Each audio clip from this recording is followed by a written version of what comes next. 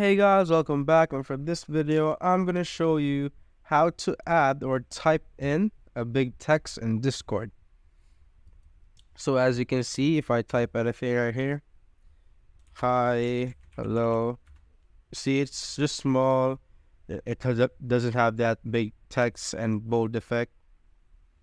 So if you want to make the big text here in Discord, either it'll be in mobile or PC, doesn't matter. It all has the same process. So just put on the hashtag symbol here.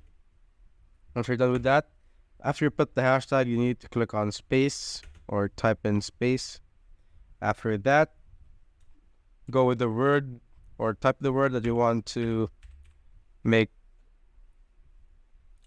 bigger. So let's say hello, hello, or just go with hello first. See, just that easy. Go again. Good morning.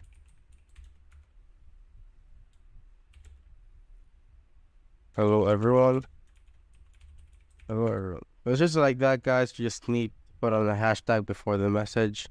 A hashtag, then space. Then you could go with any text that you want. And it's just that easy. If you have found this video helpful, simply leave a like below or subscribe because it helps reach more people. See you on the next one.